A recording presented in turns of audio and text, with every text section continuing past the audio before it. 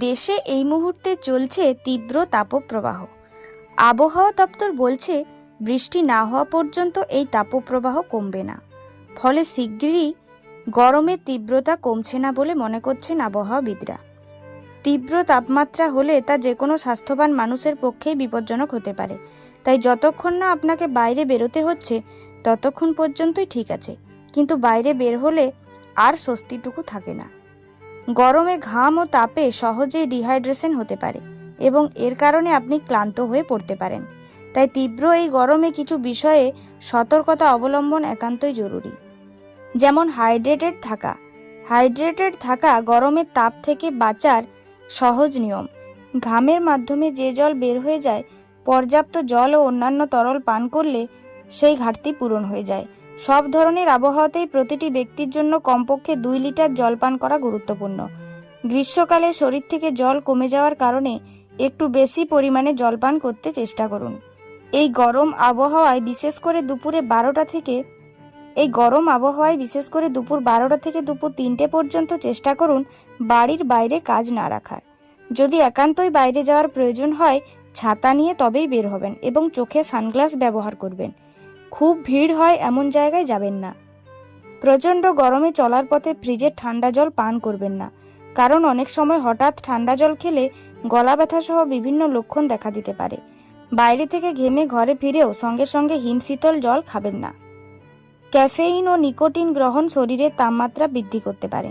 এগুলি রক্তনালীকে সংকুচিত করে, যা রক্তকে উষ্ণ করে। ফলে গরম বেশি লাগে এবং ঘাম বেশি হয়। ডাবের জল, লেবুর শরবত এবং ফলের রসের মতো ঠান্ডা পানীয় পান করুন। সঙ্গে অ্যালকোহল গ্রহণ একদম এড়িয়ে চলুন।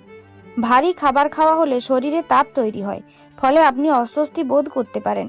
ভারী খাবার খাওয়ার পরে আপনার শরীরকে খাবার হজম এবং তা বিপাক করার জন্য কঠোর পরিশ্রম করতে হবে। এটি অবশেষে আপনার শরীরের তাপমাত্রা বাড়ায় এবং ঘাম ও ক্লান্তির মতো সমস্যা দেখা দেয়। তাই গরমে হালকা এবং তাজা রান্না করা খাবার খান। প্রক্রিয়াজাত খাবার এবং নোনতা খাবার খাওয়া কমিয়ে দিন।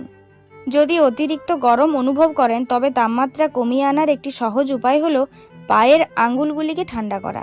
কিছু সময়ের জন্য পা ঠান্ডা জলে ভিজিয়ে রাখলে আরাম পাবেন এবং গরমও কম অনুভব করবেন। কিছুক্ষণ ভেজা মোজাও পরতে পারেন, তবে খেয়াল রাখবেন যেন ঠান্ডা না লেগে যায়। টাইট ফিট করা এবং গাঢ় রঙের জামা কাপড় পরলে আরও বেশি ঘামতে পারেন। আপনি যদি ঠান্ডা থাকতে চান এবং অতিরিক্ত ঘাম এড়াতে চান, তবে ঢিলেঢালা এবং হালকা রঙের সুতির কাপড় বেছে নিন। মোটা কাপড় পরলে ঘাম বাষ্পীভূত হয় না। এছাড়া গাঢ় রং আলোর তরঙ্গদৈর্ঘ্য বেশি শোষণ করে, যে কারণে এই ধরনের কাপড় পরলে আরও বেশি গরম লাগে। গরমে প্রতিদিন স্নান করতে ভুলবেন না। সামান্য কাশি হলেও স্নান করবেন। স্নানের পর অবশ্যই চুল ভালোভাবে মুছে নিতে হবে। ঘেমে গেলেও ভালোভাবে চুলটি শুকনো করে মুছে নিন। গরমের তীব্রতা বাড়ার সাথে সাথে হিট স্ট্রোক নিয়ে সতর্ক থাকতে হবে। এই গরমে কারো তীব্র মাথা ব্যথা, প্রচণ্ড তৃষ্ণা, দ্রুত হৃদস্পন্দন, শ্বাসকষ্ট এবং দ্রুত ও ভারী শ্বাস প্রশ্বাস নেওয়া, বমি বমি ভাব, পেশিতে ব্যথা, দুর্বলতা ও অজ্ঞান হয়ে যাওয়ার মতো লক্ষণ দেখা দিলেই দ্রুত চিকিৎসকের কাছে যান। প্রস্রাবের রং খেয়াল রাখুন। প্রস্রাবের গাঢ় রং জল স্বল্পতার লক্ষণ। এছাড়াও বাড়ির পোষ্যদেরও যত্ন নিন, তাদেরও সবসময় হাইড্রেটেড রাখার চেষ্টা করুন। গরমে সুস্থ থাকতে হলে এই সতর্কতাগুলি আমাদের প্রত্যেকের মেনে চলা জরুরি।